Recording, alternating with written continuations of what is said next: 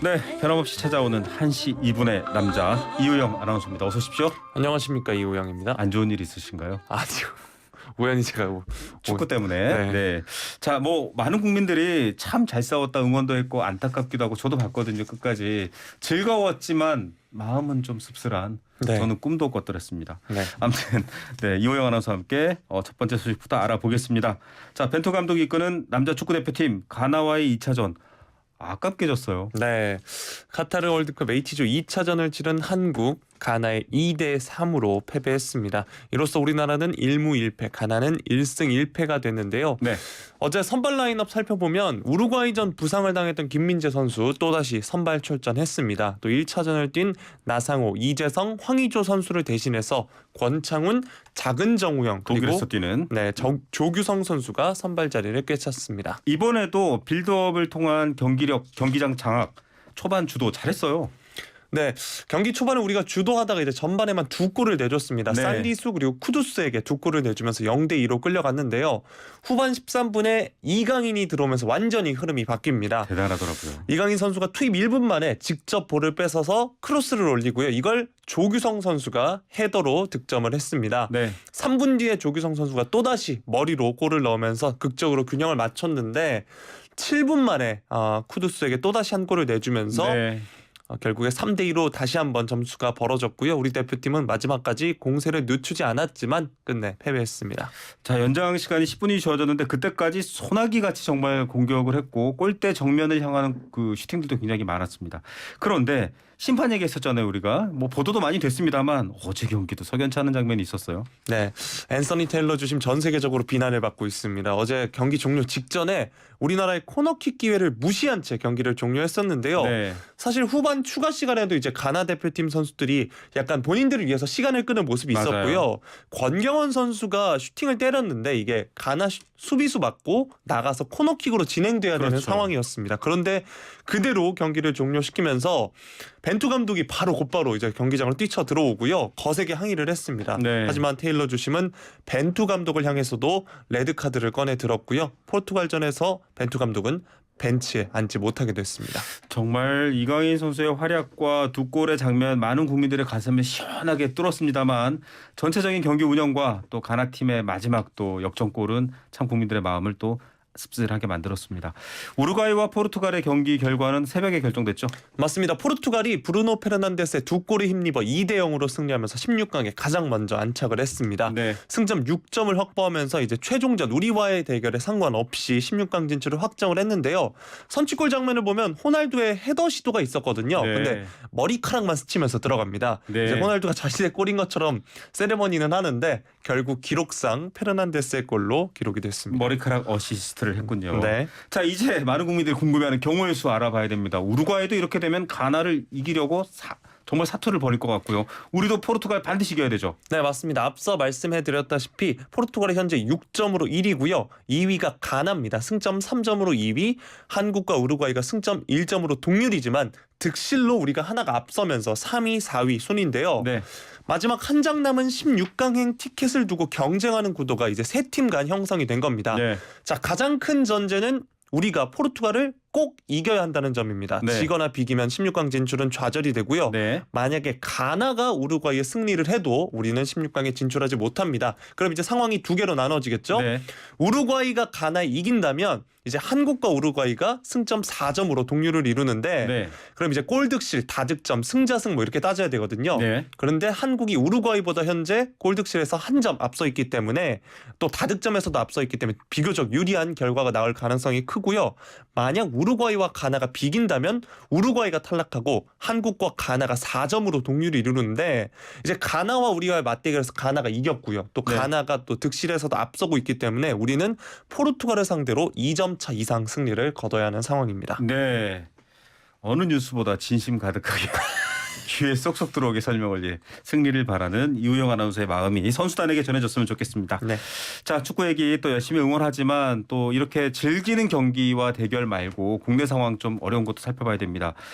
정부가 여섯째 운송 거부 중인 민주노총 소속 화물연대 노조원에게 업무 개시 명령을 발동했습니다. 윤 대통령이 직접 발언도 앞서 제가 소개했는데요. 맞습니다. 업무 개시 명령 발동이 지난 2004년 관련법이 만들어진 이후 이번이 처음이라고 하는데요. 윤 대통령이 오늘 대통령실에서 국무회의를 주재하고 이 관련해서 업무 개시 명령 발동 이유를 밝혔습니다. 네. 그러면서 우리 산업 기반이 초토화될 수 있는 상황이다. 국민의 일상생활까지 위협받고 있다면서 이유를 밝혔습니다. 그만큼 중요하면 정부도 좀 다양한 방법으로 설득해야 되는데 국토부 장관도 그렇고 일단 설득이 아니라 철저한 책임 추구인 것 같아요. 자세한 발언들 좀 알려주시죠. 네, 윤 대통령은 경제는 한 번 멈추면 돌이키기 어렵고 다시 궤도에 올리는데 많은 희생과 비용이 따른다 이렇게 얘기를 했습니다. 그러면서 업무 복귀를 촉구를 했는데요. 게다가 다른 운송의 차량에 진출입을 막고 운송 거부에 동참하지 않은 동료에 대해 쇠구슬을 쏴서 공격하는 것은 용납할 수 없는 범죄 행위다 이렇게 강하게 이야기를 했습니다. 네. 그러면서 임기 중에 노사 법치주의를 확고하게 세울 것이며 불법과는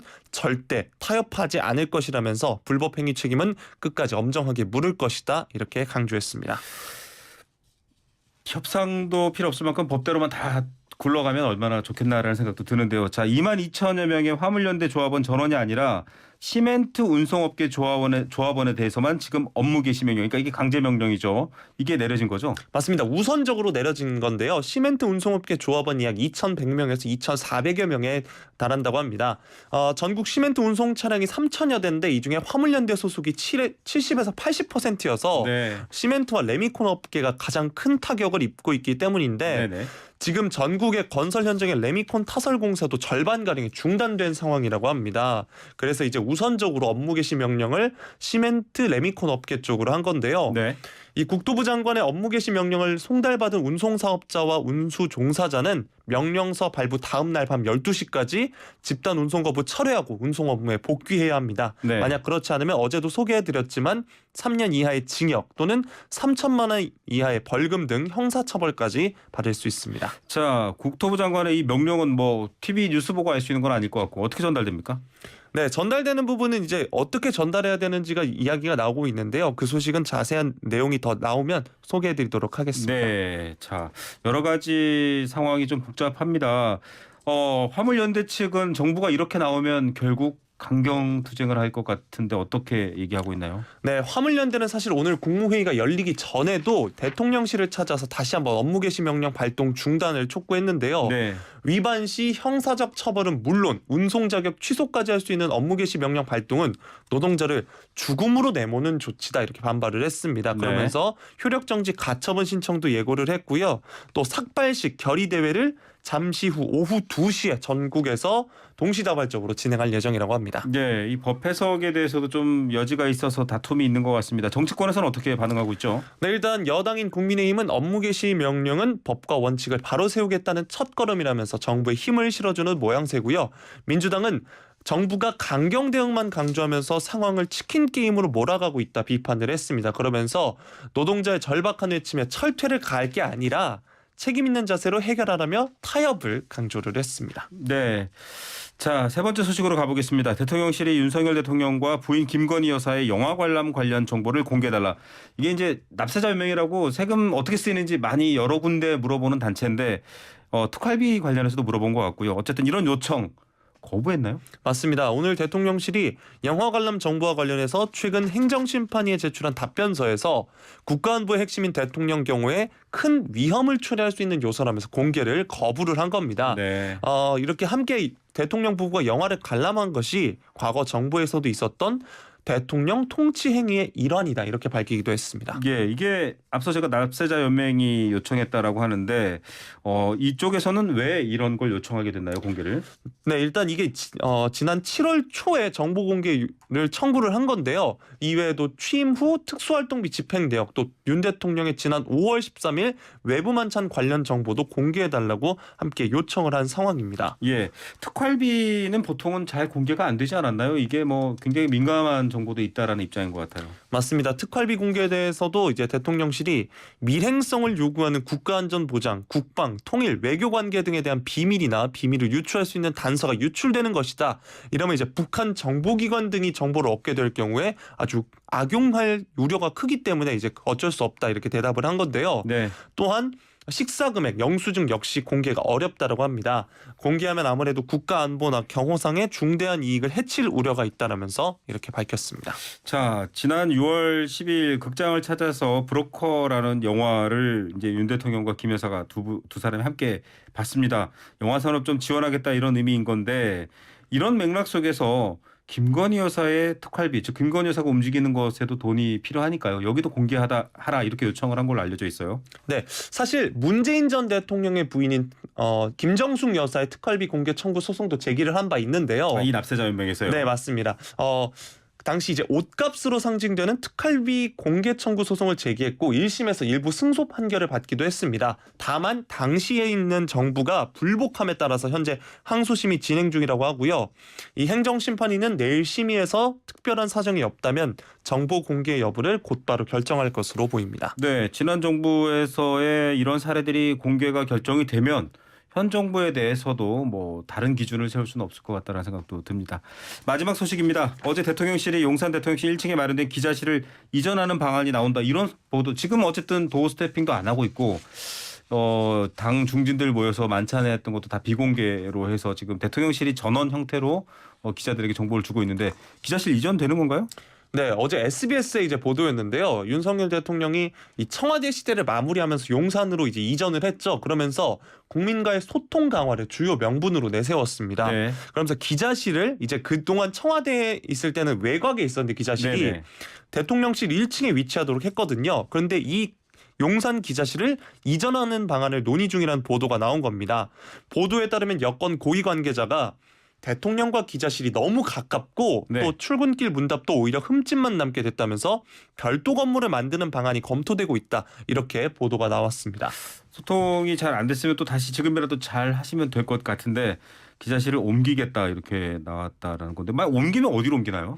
네, 사실 방금 전에 제가 별도의 건물을 만드는 방안이 검토되고 네네. 있다 말씀드렸는데 이전한다는 얘기도 있습니다. 그러면서 나온 게 국방 컨벤션 센터 건물인데요. 네. 여기가 이제 결혼식 등 각종 행사가 열리는 곳이어서 대통령실 건물에선 6분에서 7분 정도 거리가 됩니다. 예. 이제 SBS가 추가 확인 취재를 했다고 하는데 대통령실 고위 관계자가 그런 의견이 있는 것은 사실이다. 하지만 네. 아직 결정된 것은 없다. 이렇게 설명하기도 의견은 했습니다. 있고 결정된 것은 없다. 기자들과 가까이 소통했던 것들이 뭐 오히려 여러 가지 좋지 않았다라는 평가도 고위 관계자를 통해 전해졌습니다. 자, 대통령실 대변인실의 입장도 궁금합니다. 여긴 또 입장이 좀 다른가요?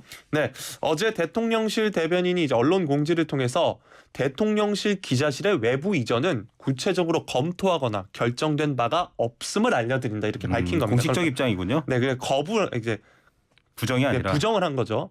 네, 그렇습니다. 네, 대통령실 관계자는 뭐 언론과의 통화에서 현재 기자실이 출입 기자 수에 비해 좀 좁고 편의 시설 등이 부족해서 용산 이전 초기부터 아이디어 차원에서 나온 얘기다. 최근에도 언급은 됐다라고 하면서 정식으로 올라서 검토된 적은 없다. 이렇게 말을 했습니다. 자, 지금 언론과의 관계가 상당히 좀 껄끄러운 면이 있습니다. 이건 뭐 객관적인 사실 측면에서 그런데 이런 차원이기 때문에 이런 보도, 이런 결정들, 논의들이 굉장히 민감하게 또 보도가 되는 것 같고요. 자, 라이브 스튜디오를 굳이 대통령실 청사에 만든다. 이것도 뭐 KTV도 있고 여러 가지 소통 채널이 있긴 한데 뭐 어떤 배경인가요? 네, 이것도 이제 어제 전해진 소식인데요. 이건 한국경제 보도였습니다. 라이브 스튜디오를 청사 1층에 만드는 공사가 진행되고 있고 내달 말에 완공이 목표라고 하는 건데요. 네. 그러니까 이곳에서 대통령실 직원들이 실시간 방송 등을 통해서 정부 정책과 현안을 국민에게 직접 설명한다는 계획으로 알려졌습니다. 네. 이 대통령실 한 관계자에 따르면 도어 스태핑 재개 여부를 떠나서 소통 강화를 위한 채널은 여러 방면으로 고민하고 있다라고 하면서 이전에 청와대 사랑채에 있던 촬영 장비를 옮겨와서 라이브 스튜디오로 이전할 계획이다. 이런 보도도 나왔습니다. 자, 뭐 이거는 제 개인의 사견입니다만 이제 현장에 있는 기자가 다양한 질문을 던졌을 때 소통이 더 잘 되는데 이제 라이브 스튜디오를 통해서 일방적으로 방송을 하는 것이 소통이 더 잘 될까? 이건 국민들께서는 어떻게 생각하실지 궁금하다라는 생각이 듭니다. 지금까지 이우영 아나운서였습니다. 감사합니다. 고맙습니다. 끝에 한마디 여쭤보죠. 저기 포르투갈전 결과는 어떻게 예상하십니까? 이겨야죠. 이깁니다. 반드시. 제가 어제 3대2라고만 했는데 한국이 포르투갈을 이깁니다. 네. 무섭네요. 네. 네, 좀 자제하시고요. 감사합니다. 고맙습니다.